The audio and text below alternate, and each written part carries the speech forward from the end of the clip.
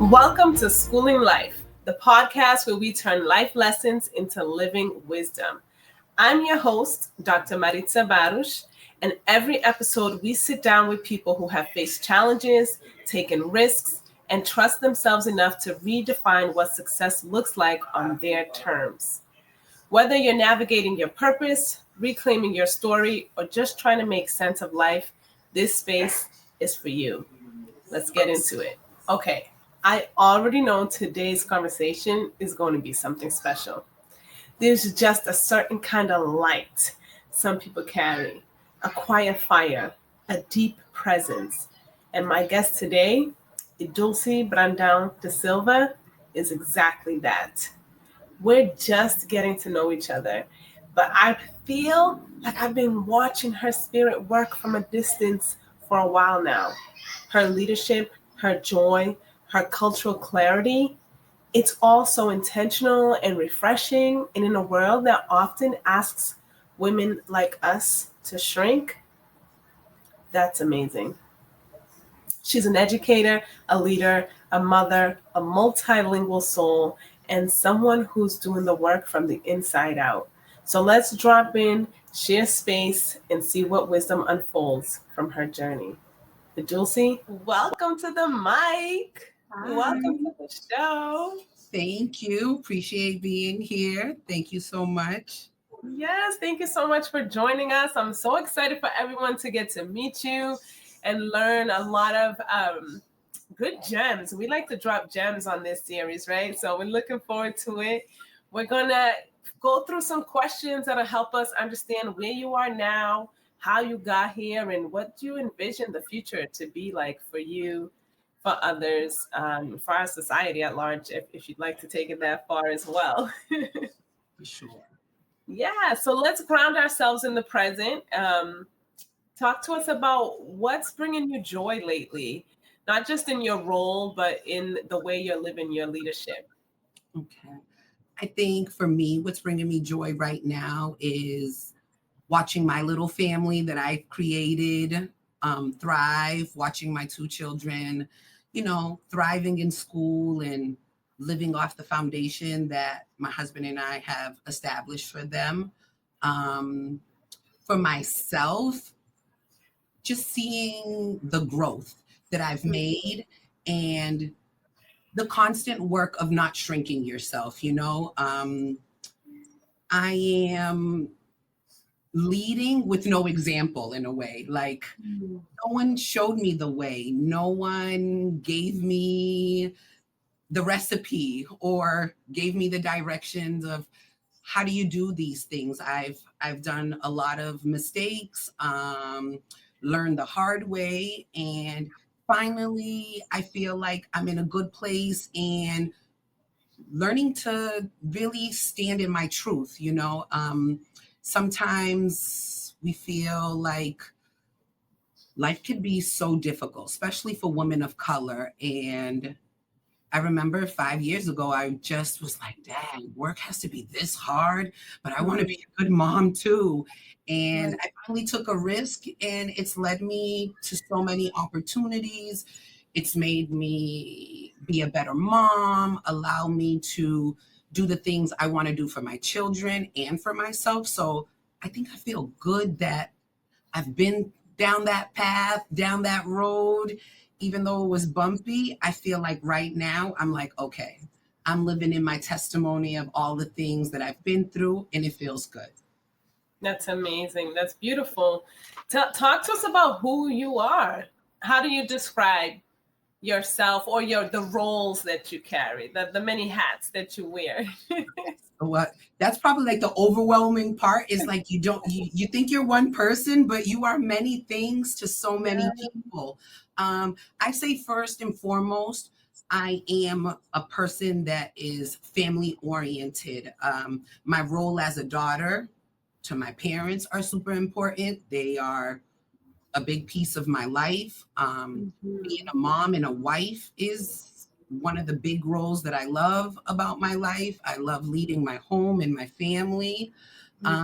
Then as an educator, I've grown and I work in a school where I'm a leader. And I love that my job is about creating a community and creating a space for children.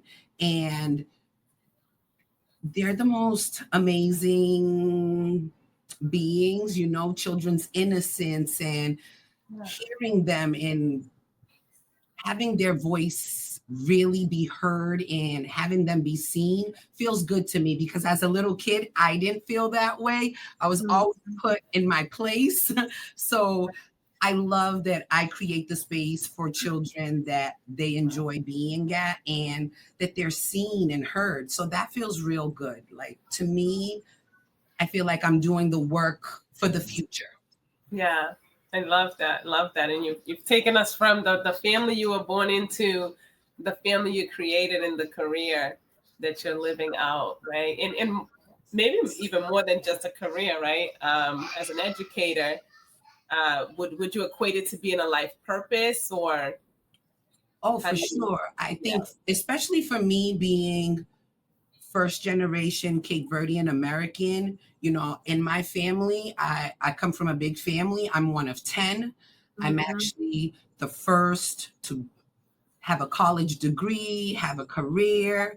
And that was a lot of pressure. And I'm the 8th child. So that's huge pressure to have. And I feel like I've done the thing that my dad worked hard to create. He came here for an American dream. You buy your home, you make a way of life, and then you educate your children and give them a better life for themselves. So I feel for my family, my dad, uneducated, coming to this country, giving me a Catholic education, and then here I am, a mother. I did a step up and gave them another different private education, and watching my kids thrive and seeing that my kids have a different perspective of life than I had, that's exactly the goal. So I feel like I am living my purpose as an educator, as a community member, a family member. I definitely feel like I'm doing that work now. Amen. Amen. Excuse me. So take us back a little, because you've mentioned quite a bit about your upbringing, but let's dig in a little bit and see if are there any memories from your younger years, maybe school, home, or community, that taught you what it really meant to belong? The earliest I can think of is being a member of St. Patrick's Church. That's probably my real deal feel of community, because it's the first church to have a Cape Verdean parish, and everyone from all around Boston comes to this one central church to gather. You hear your language, you see your culture, you see family members. It was a real place of connecting. And being Cape Verdean, your culture, everybody knows each other. Boy, feed you D. Who do you belong to? All those pieces connect you to someone else. And it gave me this real sense of belonging. Like, this is where I gather with my Cape Verdean community. So that was my real sense of like, this is a community. We went to Doutrina together. You do Sunday school classes. You're in a choir. So I did a lot of things through church that built community. My second place of feeling belonging was school, but it was a different kind of belonging. I went to St. Patrick's School, and that's the place where I gathered with people of all different backgrounds. You're with Latinos, Hispanics, people from the Caribbeans. And I recall there was only one white family at my school, but all the teachers seemed to be like nuns. There were white women, but it was a place where, because we went to school there, we belonged together. And there was a sense of like community there from the very start. And even today, years later, there's still the school's closed, no longer there. But when you see people at certain events, or if certain sad losses happen, we gather and you're like, oh my God, St. Pat's brought us all together. And here we are coming back together because of this school community. So that was my second place of feeling of belonging, between my church and community and then my school community. Yeah, definitely powerful. You know, I myself was baptized at St. Patrick's, like many other Cape Verdeans. I don't want to say all Cape Verdeans, but a lot of us. close enough. Yes. Wow. So, I mean, you've clearly paved your own way, right? Talk to us about a time, if ever, that you found yourself at a crossroads, wondering if this path was really for you. Like, what helped you move forward at that crossroad? I can remember being in college, and it was like the late 90s, early 2000s. Cape Verdean community was going through a lot of, tragic street violence. And that really impacted me without me knowing. I was in college, and I did go to school to be a nurse. Probably wasn't what I wanted to be, but I was doing it for my dad. That's what he wanted me to be. So I went to school. And I was in a 5-year program. About my 4th year, I was just in a place where I didn't feel good. I feel like I was depressed. I was spinning in this trauma, but didn't know it then, didn't know why everything felt so hard. But I know it was the effect of what was happening back home was affecting me. So I dropped out of school, and then I found a job working in a daycare and fell in love with education. And then I came across working for a teacher that just didn't see me as an educator. I was her teacher assistant, and she often referred to me as the help.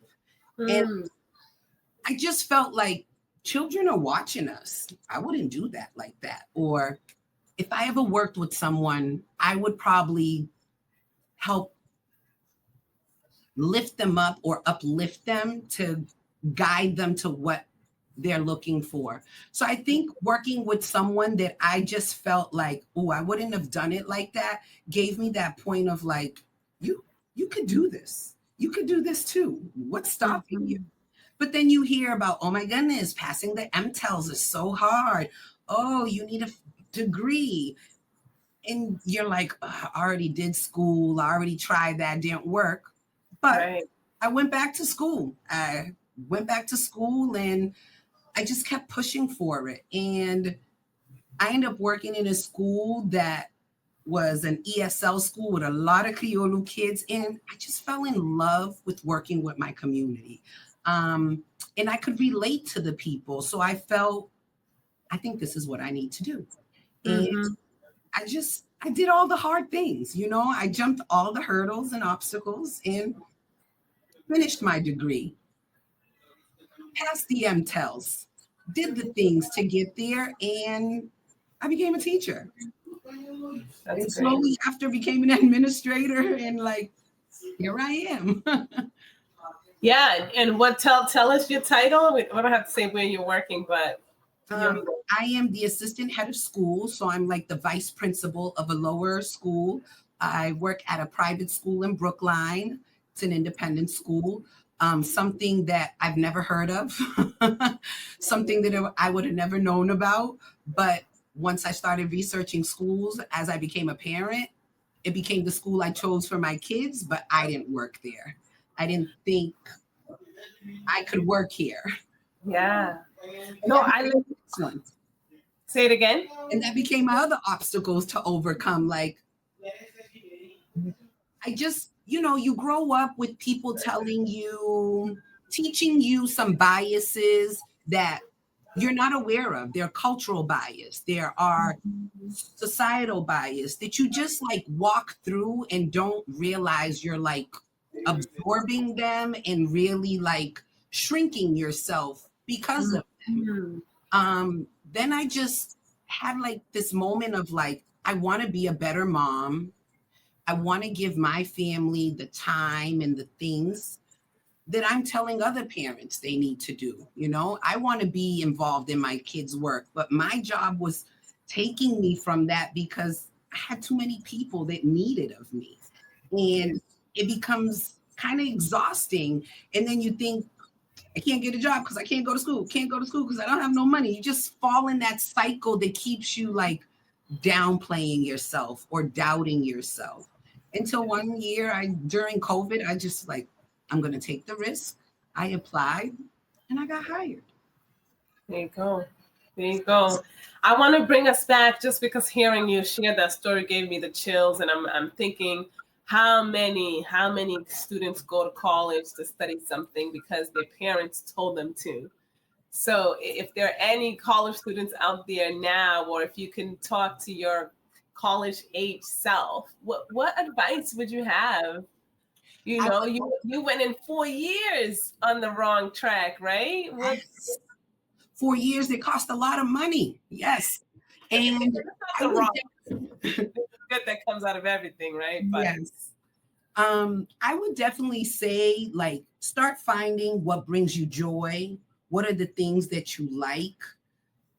What are those small little things about you that brighten you up? And like for me, I often get like, you do this job so well. And I think it's because of my upbringing. I come from a big family. Community is everything for us. And I feel like because of my upbringing, because of the way I was raised, because of my culture, that makes me a person that I have the empathy. I know the story of my people.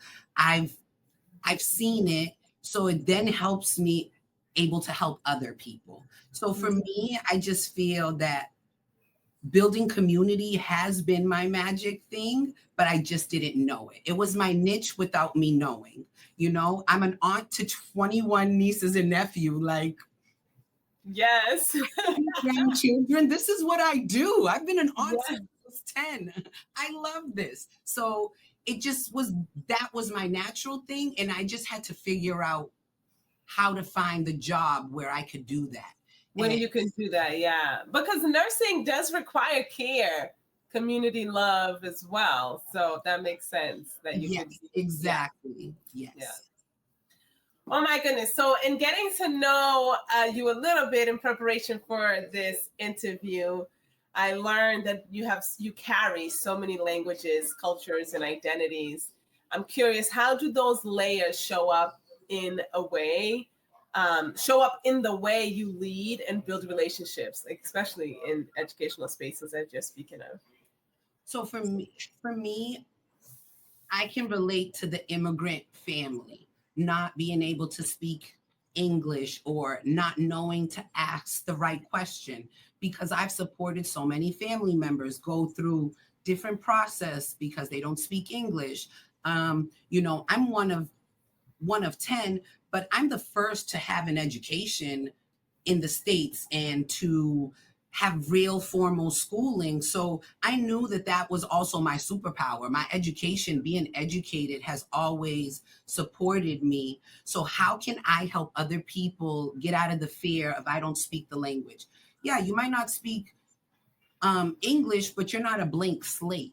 And how do you bring that? How do you uplift that in people? And for me, the minute I know you speak another language, I want to let you know that, hey, I know it too, and I can speak it. I feel it brings a connection when you understand someone's culture, when you understand someone's language, when you can relate to them. Those connections are so important. It brings an ease to the person. And I think that's kind of what, like, I'm so nosy to want to know. Some of my friends are like, but why you learned Spanish and we didn't learn Creole? I was like, I don't know. Y'all didn't want to know that bad, but I did. So I had to learn. So it was something like, you know, a lot of my friends are like, I can't believe you learned Spanish and we didn't learn Creole. I'm like, I don't know what to tell you. But I love language. And I know when I was teaching, I worked with a lot of Criollo kids. Being able to speak Criollo was so life-saving. Like, I'm sitting with teachers that are licensed, but they can't speak my language. They can't speak to the child. So you need me. And that's as much an asset as your degree. And that was something that was like, stop playing yourself, girl. You can do this. So it just was the other thing that pushed me like, why not? Why not be the teacher too? So that was like some of the reasons I pushed to continue moving up. And also, like, I speak Criollo, English, Spanish. I understand Portuguese. I might speak it broken down, but at the end of the day, I say comprehensible input is the most important thing. It's not about being perfect and all of that. I just need you to understand me. Seriously. Seriously. I love it. And I was going to ask you to name, what do you speak? So I love that you offer that. We keep tapping into this notion of like spaces you didn't imagine you would be in. For example, you grew up in Roxbury, Dorchester, and now teaching in an independent school, right? And we know that these types of transitions can bring up a lot. I'm curious, what do you hold on to, like mentally, spiritually, to stay grounded in spaces that weren't necessarily built with us in mind? Yes, that was I spent my first 2 years like, I work in a predominantly white space. I'm probably in the most diverse school in the area, but institutions like this were created for many different reasons. Separation of church and states, get away from public school and that ideology, separation of government, then came the whole busing and segregation part. So people started creating the schools that were holding the values that families had. So yeah, I'm in a community where there's a lot of wealth and a lot of privilege, but I also stay grounded in the fact that I am wealthy in my knowledge. I am wealthy in the values and foundation that have established me for who I am. Yeah, I might not be from the neighborhood. I might not have the same walk of life, but I've done school and I know education. And regardless of the space, you do the same thing. It's just a different demographic. So I try to really hold that I know what I'm doing. This is my thing. It's my niche. This is what I went to school for. And I hold in like, I'm me and I can only show up as me. As much as, my daughter tends to tell me that I code switch, as much as my voice may change or something, or my English might go from a proper to a slang, it's still me. It's my heart, my genuine, authentic self that I bring. So I lean into, Dulce, you're not a guest here. You belong, you were hired. So reminding myself that often.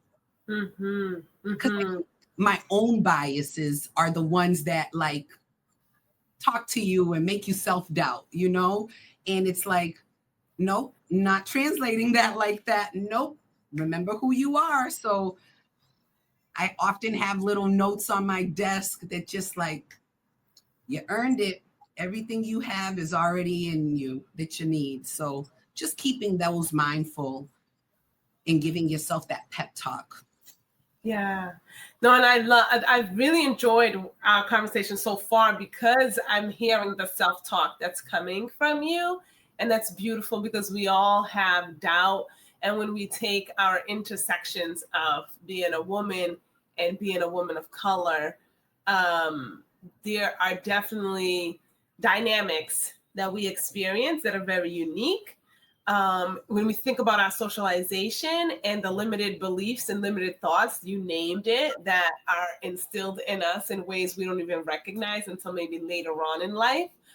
So hearing those reminders, and what I'm hearing from you is reminding and remembering, because that's been my big thing. It's not like necessarily unlearning anymore, but remembering that you have everything you need. Like you said, you earned it. You belong here. You believe in what you bring as an asset versus a deficit, right? So for sure. One of the questions I was like, most excited to ask you because I'm also curious because there's a lot of research, so much research, I'm sure you know, about Black women or women who identify as Black who are not able to necessarily last in high places, right? When you're in these top leadership positions, the pressure gets high. Many end up leaving the field, leaving the company, whatnot. Would you attest like your environment, the people you work with, any of that do you think makes it a difference for you aside from that sort of self-talk that you're giving to yourself? I definitely say my team is amazing. I have a nice, diverse leadership team that are very supportive and collaborative with me. I also think that the institution itself does a good job, as we have a DEIB office, and it's one of the pillars of our school. So, sometimes you're like, oh, do they just say that to say that, or do they really do the work? And for me, before I worked here, I was a parent, and I could definitely say they do the work. Like, I've seen the work, and now I'm inside and I'm part of the work. And I think that's why I actually hold my job so important and core to me, because I'm a mom working in a school that my children see me. I want them to still see their mom, the woman that the values that I have at home still are my values here. The integrity that I hold outside of school, that I hold them here. So for me, that work is super important. And as a minority in this space, I know how it feels to like, oh my God, is my kid going to be okay there? What are the things like, what is my kid going to be worried about? Or, my daughter goes to homes that I've never seen in my life, but she goes to mansions. I went to 3 family triple deckers. I went to houses in my neighborhood that didn't look like that, where my daughter is exposed to a different world.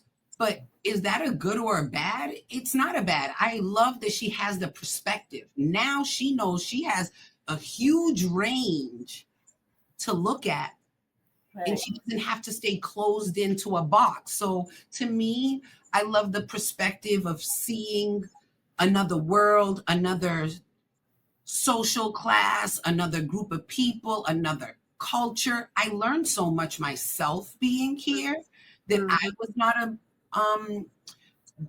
that didn't play an influence in my life. I wasn't exposed to that. So I think it makes me grounded in what I do my work, make sure that I see my kids, make sure that the students learn about each other. I think for me, that's the big thing, broadening the perspective for people more. A lot of times when I tell people my kids go to school here, they're like, oh my God, how do they go there? I'm like, you should apply, go through the process. My story's not the same as yours, but go through the process and figure out what you need to go through it. But yes, it's a possibility. It is an opportunity that you too can have.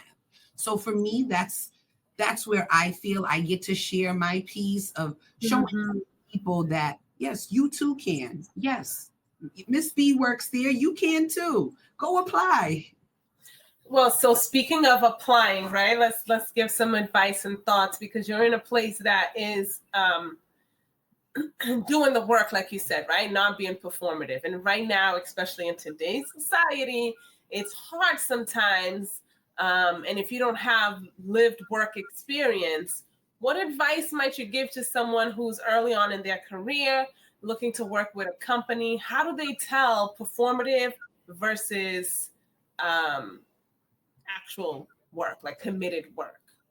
I would say you definitely want to research the establishment, the company, whatever it is. You want to see what they're putting out there. But then you also want to go in and meet people there and ask them questions. See what part of that work they're doing. Where do they hold those values? I always say you can see something, but until you like touch it, feel it, you don't know what it really is. So you have to expose yourself to that thing, some as well. Go visit these schools. Don't just pick a school because of what they show you on paper, but actually enter it, get to know the community, interview with the people, ask questions so you can get a feel of what they're really doing. And I feel like for me as a parent, I saw the work that they were doing. So I was like, I believe in you. I can see that you're doing that. You promised me this. Here we go. The following year, it's coming. I've seen the curriculum develop. I've seen the student body become more diverse. I've seen the staff. So it's telling me like, oh, you guys are really doing the work. It's not just for show. You're doing it. Yeah, because they're also committing resources, right? So you said you have an office and certain roles. So those are other telltale signs for sure. Oh, for sure. I mean, when you become a parent, you're like, oh my goodness, just the bells and whistles that the place has. And then I get the job and I'm telling my husband, like, babe, they do that for me too. They're like, he's like, tell me next week. I'm like, babe, no, for real. This is how they do it. And he's like, you got lucky. And I will say, like, I love that I work for a place that acknowledge I'm a mother, that I have a family, and they provide the things that I need to allow me to be a mother and a leader at the school. So for me, that speaks volumes to me. That they're actually doing the work that's supporting the people that are there.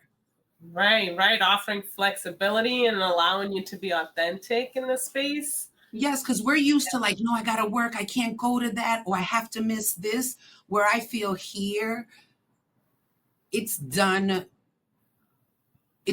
well, and it's really intentionally thought out.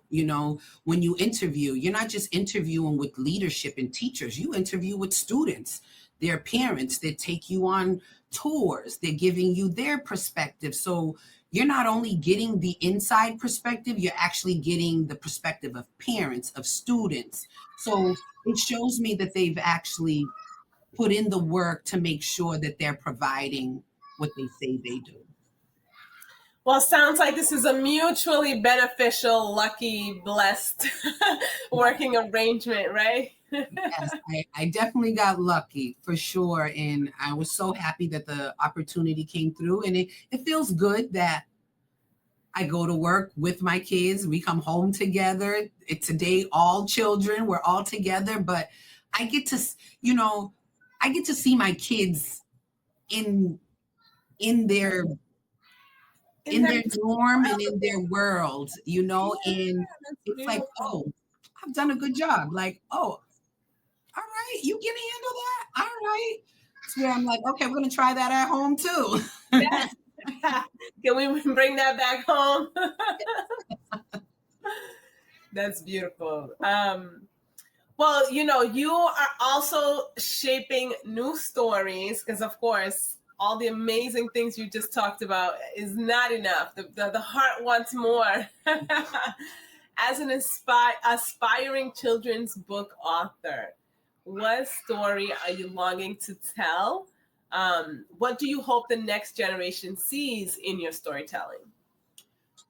For me, I'm that girl, first American. I always felt that split of like, what am I? For my Cape Verdean family, I'm this American. I feel like they saw me with this privilege and this, I have these opportunities that they might have not had. And then on my American side, there's always people that look at you and like, what you got in you? What are you? They're like, you're not Black. I'm like, you're trying to put me in a box, huh? So I always had that, like, what am I feeling? So my first story is about being both and really loving both because, I've had times that people are like, oh, you're American because you were born here. Yeah, I know. But when I go home, my mother's like, hang up that American with your backpack. Like, I don't speak English. You know, she's not making a peanut butter and jelly sandwich for me. She's not reading books to me. You know, those things weren't happening. I'm going home to a real Criollo family where we're speaking Criollo, we're eating Criollo food, we're living Criollo life. So it was a lot of like, where do I fit in? So for me, I just really want to make sure this new generation coming about are proud Cape Verdeans, because that piece of us is important. Our story is important. When you think about the sacrifice, the resilience that our people overcame to be where they are today, it's like, I'm so proud that my dad came to this country in 3 years, saved enough money to buy a house, you know, and he's so proud that he never paid a mortgage. He bought his house cash. Like, I'm looking at him right now like, I couldn't do that. He's like, yeah, because you like shoes, you like go to movies, you need 10 pairs of sneakers in 1 month. It's where I'm like, I'm not like him, but I want some of those gems that he taught me, because there's so much of his struggle that could translate to today for me that I need to like value, to know that, you know, sometimes when I look at my apps and I'm like, oh my God, I just spent $150 at Starbucks. My dad would kill me if he knew that. Where he's like, you'll see, like, you know, then I'm thinking as a parent, do I want to teach my kid that this is what you do? But it's like, teaching people and having those conversations are important. You know, I think like the old school Criollos, they weren't a lot about teaching you the way or telling you why and explaining. Now, my dad was like, we're poor. And I'm like, oh, we're poor. Where I'm not teaching my daughter we're poor. Like, no, I work every day, but I want to show you what's in our means, what I can do that's going to support our family, and what I could do for fun. You're going to have, that becomes an adult skill. So why not have those conversations while you're young and teach? Life is a lesson throughout. So just trying to find those gems from different places that are important, so that this new generation coming up can feel proud and not forget the history. You know, as we start losing the names that sound Criollo, you start naming your kids American names. We're starting to cross paths with different cultures. You start losing your last name. So just to keep that Criollo and Cape Verdean culture alive, and be proud of it. I really love that I come from this culture, and there's so many beautiful things about our culture that I feel like, you know, I'll go to the library here in my school. There's like empanadas with abuela. And I'm like, I'm about to go write that pastel with vovo, you know? Okay. About my empanada, it's called pastel. So that's the thing that's fueling me. Like, I want to share my culture with others. And, you know, there's maps we don't even appear on. So I want to put us on the map for sure. Yes. Oh my goodness. Yes.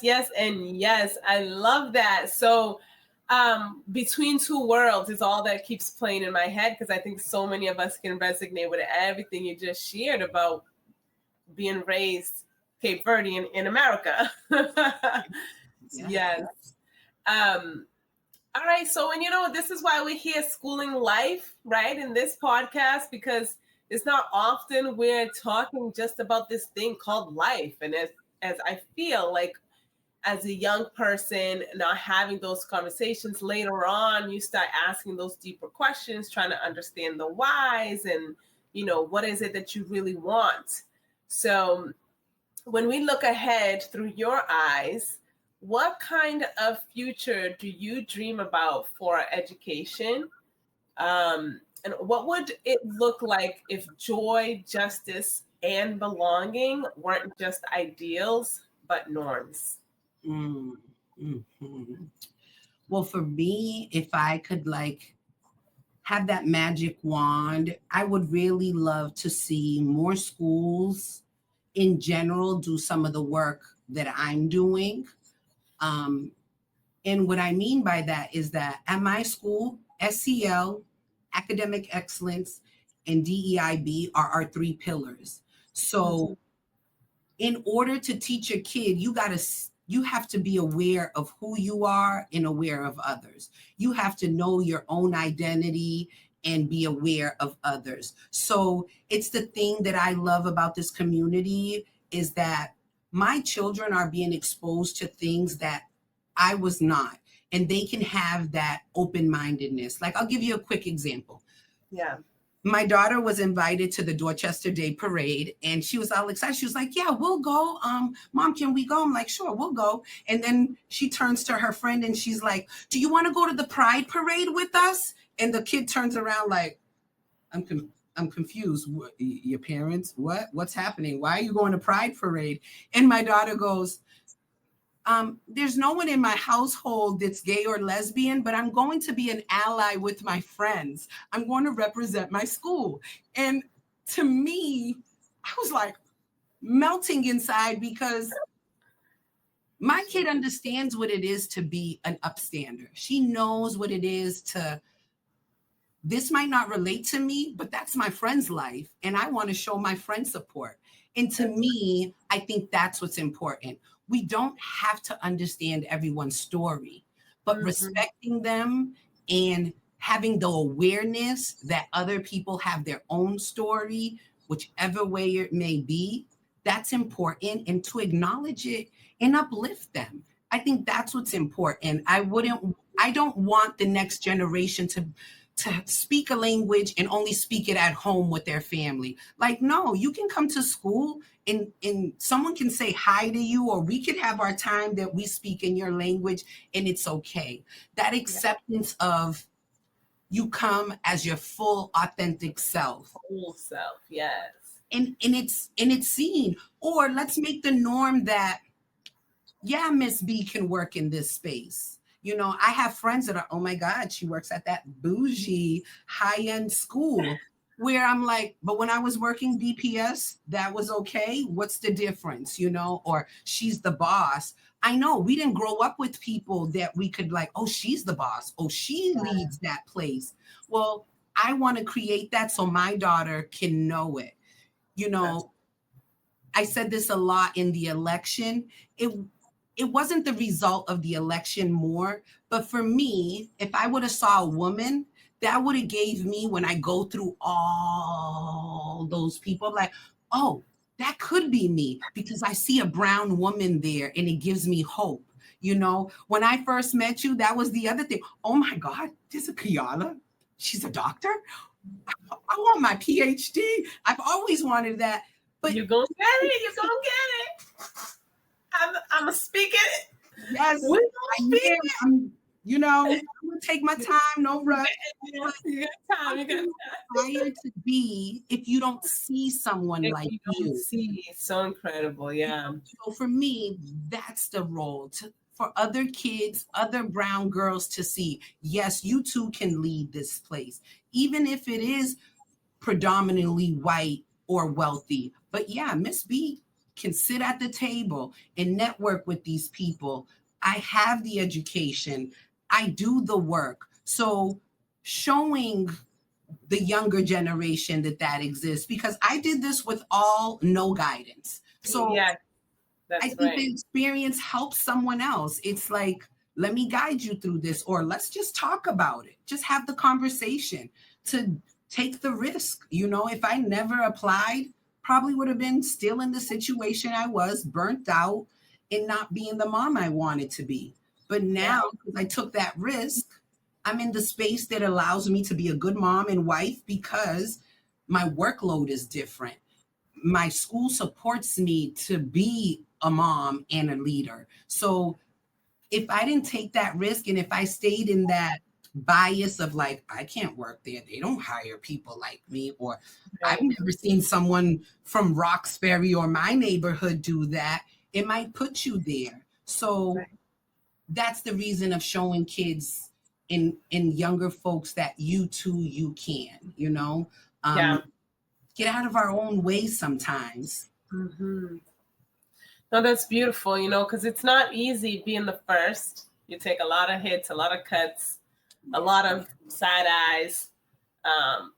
But do you feel like, just in hearing you say that, I'm wondering, like, when people are shocked that you're the assistant head of school, or just to see your face in that space, do you feel like, well, if I'm going to be that representation, then I'll take that shock, right, for the strength of being a representative, as you said? Oh yeah, like for me, you know, sometimes their parents, they might not see you because they're not able to come to school or whatever reason.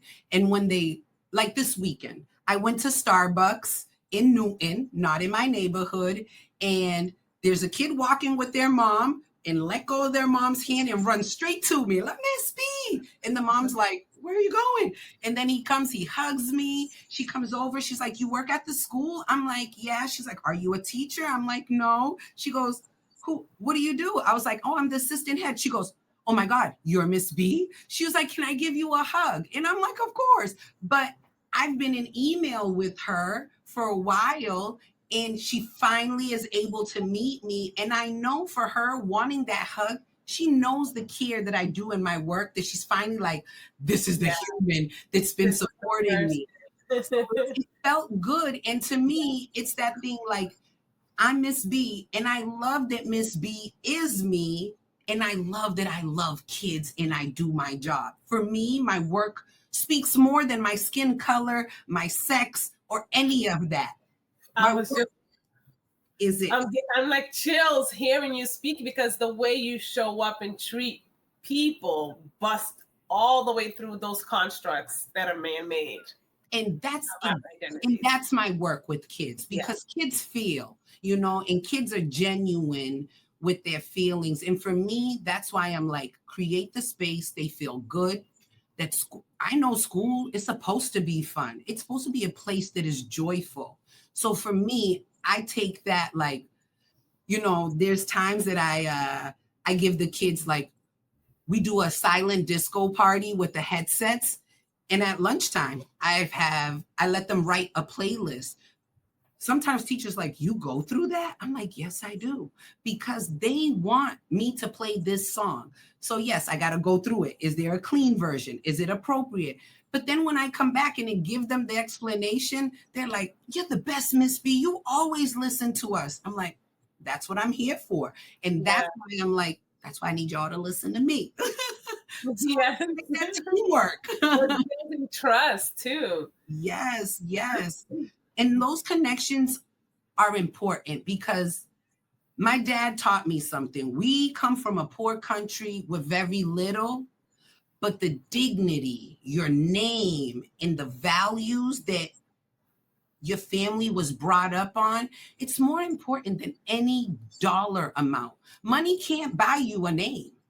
Yeah. Money can't give you integrity in your character. So that's right. Regardless that we're not in the same class, or I'm not making money like them, or it doesn't come to me like that, I know that I do my job real well, and these people entrust me with their kids, and they know that I'm creating the space that's supporting their children to thrive, not only academically, but in a sense of who they are. Because this is not just about what you learn in context.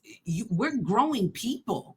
And my goal is that when I become that old woman, that this young generation has some really solid humans that see people, especially this diverse world we're creating, you know, with all its changing pieces, making sure that kids are having those discussions. You know, you're never too young to talk about others or yourself. We have to know it's not just about us. The world is about us all together. So for me, doing that work feels real good, that I'm hoping that I'm instilling some amazing things in children, that they're going to become amazing citizens and members of society, that I can feel good later when I'm not making the choices and decisions like I am now.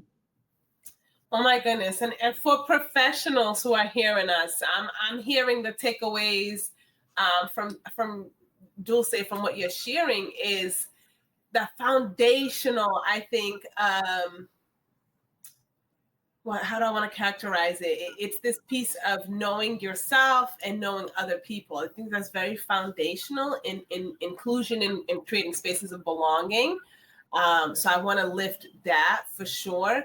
And then, the 3 C's that I'm pulling from what you're sharing is like 3 C's popping out for me: connections, care, and community.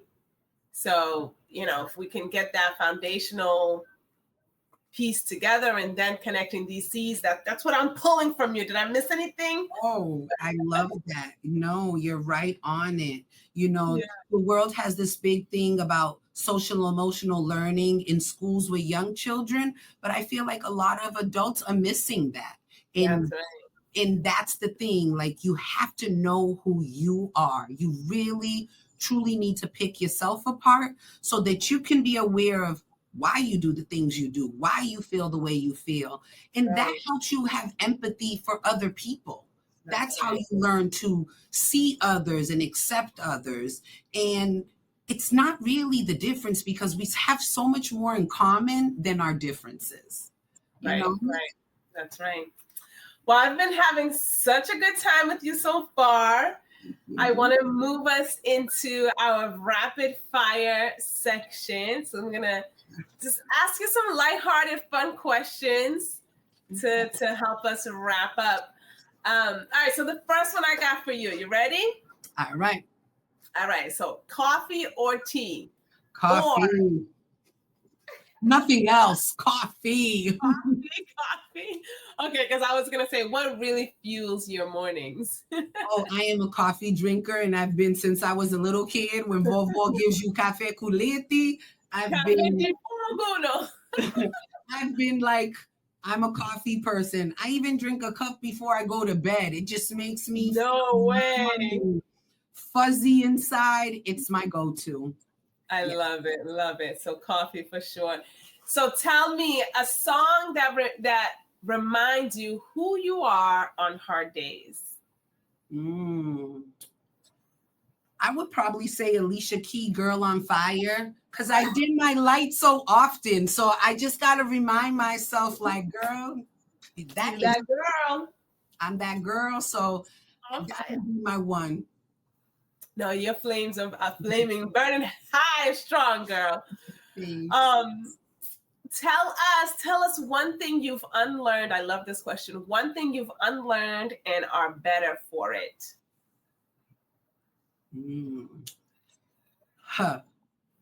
Not to just judge right away. I think I'm more of like, hold on. I need to understand this person a little more before I pass judgment. So I really have learned that everybody has their story, and sometimes you just have to kind of like know that person. You have to connect with a person so that you're not making the judgment but allowing them to give you what it is. Just like pausing and allowing someone to give me their perspective before I place my judgment on them. Yes. So suspend judgment. Yes. Because we as humans, we're going to judge. Exactly. And I think that that bias piece too, like we've learned so much from our culture. We've learned so much from how we were brought up. So how to move away from that, in being a woman of color, it's a tough one. Like, I'm one of 10. My dad calls me Negrita. I'm his darkest child. I can't help but remember I'm the darkest one. That's what he calls me. So is that a bad thing? Is that a good thing? No, it's who I am. It's what he wants to call me because of his lived experience. But where I stand now, like, nope, you ain't gonna call my daughter that. Nope. It's where I'm learning to like, now, Daddy, you have to listen to my side of the story. So I'm really trying to like not let the judgment out and then allow the opportunity for communication and connection to understand. Yes, yes. I love it. So speaking of, you mentioned your dad in Creole. So tell me, what's your favorite Creole word or phrase that grounds you?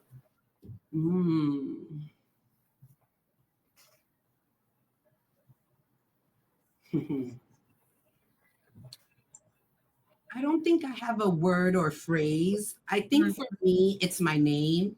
I didn't really, well, I'm not going to say I don't really like it, but it's hard when you have a name many people can't say or they don't pronounce it the right way. And I always will make it shorter or a different way for people. And what I do a lot now is that my dad named me after my mom and my grandma. So for me, I'm just like live that Criolla power that I have because oh, for sure. Poderosa. Yes, that might be the word. You know, there's power in who you are. And I'm trying to not dim that light and really just let Dulce do her work. As a mom, as a daughter, as a leader, it's just like trusting who you are and just let that shine in your work, you know? And I think that that's the one. Yes, I love it. Okay, so this is one for our readers, okay? For people who want to keep learning. A book, mantra, or quote you'd gift every Black girl entering leadership. What would it be? Ooh. I love this quote of like, everything you need is already in you.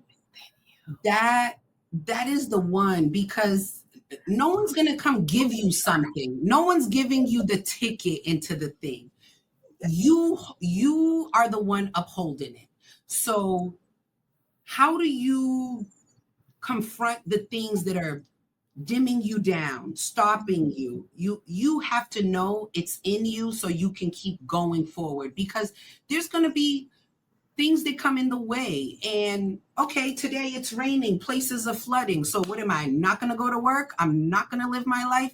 No, I'm going to reroute the route. It might be longer. It might be more tiring, but guess what? The process is what's going to make you the thing. The process is where the work is at. And you have to go through the process to be able to sit later and be like, I did that. Oh, I accomplished that. Like, wow. You know, sometimes we forget all the great things we do. But it's like, we do a lot of great things, we just forget. Exactly. Or we're like downplaying it, where it's like, no, get on your resume, build yourself up. That's important. How many people say they did that or could do that?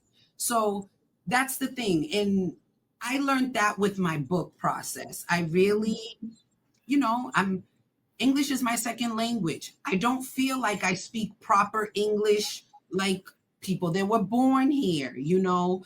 I was like, I'm not an author. I hate spelling, you know, like I say how I sound. I even got the name Ildulce. It's either an I or an E, you know, Creole, you can play with it. It's how you make the sounds. Our sound is not the American alphabet. So I'm like, I'm not a writer. But then I came into this community and the kids were like, Miss B, write a page. I'll edit it. And I'm looking at this kid like, you're going to edit my work? They're like, yeah. And I'm like, if I grew up in this environment, I would have been a dangerous kid. I would have been I don't even know what I would be. But it's that thing. They believe they can. They're in a space where people are telling them, you are a writer. Every day I'm telling kids, you're an artist, you're a mathematician. They believe that. So you need to tell yourself that and believe in it so that you can keep on in doing it. So, you know, if you don't do the work, the process, you're not going to get to the final thing. So go with the process. There'll be mistakes. There'll be good, bad times, but that's where the learning comes from. And that's where the grit and the resilience builds, you know, that's what builds character, not being an author. It's actually crumpling up all those pages, making those mistakes, figuring it out, you know, that's how you become an author. That's right. That's right. And we want to know, Miss Author, what do we need to know about your book? Let's take a quick minute and do a cheap plug here. When do we anticipate? What can you share with us? I'm anticipating towards the end of the year. You know, my friends are like, "Where is it?" And I'm like, if I only can tell you all the mistakes that I've made and what's been so long, but I definitely hope to have it by November, December. It's going to be a children's book about a young girl just telling you what she is and the power of being both, being Cape Verdean-American. And it feels good, especially on the 50th anniversary of our independence. Yes. Feeling real good. Yes. I'm excited for it. I'm so excited. Do we have a title yet for the book? As of right now, it's called What Are You? That question everyone asks me. Yes. I'm like, I'm a girl. I'm a human. They're like, no, what's in you? I'm like blood, bone, tissue. But, you know, everybody wants to put you in a box. So they want to know what I am. So I love that. No. Oh, my goodness. So tell us, where can folks follow you? How can they find you? So when you release it, they're in the know. I'm on Instagram, Ildulce Brandão-DaSilva. I think my handle is like, I want to see IB Sweet or Sweet IB. It's one of those. Well, we'll make sure we have it written in the episode notes for sure. For sure. Yes. And you can check out my publisher's company. It's called Books and Things Publishing. It's all about bringing diverse books into the hands of Black and brown children. You know, you want people to see people that look like them in stories. So that's the goal. Yeah. And for those who are not Black and brown, to see different people in their stories that they're reading as well. I love that. So tell us, if your inner child could see you now. Oh, if your inner child can see you now, what would you say to her? No, what would she say rather? If your inner child could see you now, what would she say to you? I've always been that girl. I told you so. That's what she'll say. For sure. Like, you know, I've heard it my whole life. My dad was like, Bogo, you're something else. Oh, you're so curious. Oh, you know, even my older siblings, they're like, that's my little big sister. Everyone, I've always been in charge. So here I am, just in charge of it all. So, Yes, Dulce in charge, okay? That's right. Oh my goodness. So you took us on a whole journey, and I'm so grateful for how you showed up today. There's a kind of clarity and softness in your truth that doesn't perform or applause, right? It moves people deeply. It's moved me. I really appreciate this time we've had together. What I'm taking away from this conversation is the reminder that we can lead with presence and power without losing our joy and sense of authenticity. Yes. Don't need to think who you are to fit into spaces, you know? That's right. As is. As is every day. Every day we choose, you know, your authentic self. You know, the note that we don't have to choose between excellence and humanity, I gained from this conversation, that those of us navigating systems, for those of us navigating systems that weren't designed for us, like, we're not guests, we belong here. I got that from you loud and clear. I just want to thank you. I want some bubble gum. Give me 1 second. I will give it to you in 5 minutes. Go. Bubble gum. I'm like, Mundus the carver. Who's been for bubble gum? Vem fazer mais Eric, tem que vir fazer, porra. I was like, look at your mom's hand. Julian, 2 minutes. I'll be right there. Thank you, Dulce. And I'm going to say your name correctly. Ildulce. Did I say that right? Yes. Thank you. Like, thank God I did. So thank you, Ildulce, for your heart, your language, your leadership, and for choosing to tell your story on your terms. I know somebody's listening, walking away with a little more courage, a little more clarity, and a lot more love for who they're becoming. Thank you so much, Queen. I appreciate you. Thank you so much for having me. Totally appreciate sharing the space with you. Yes, thank you so much, y'all. We'll catch you next time on School in Life. Class dismissed.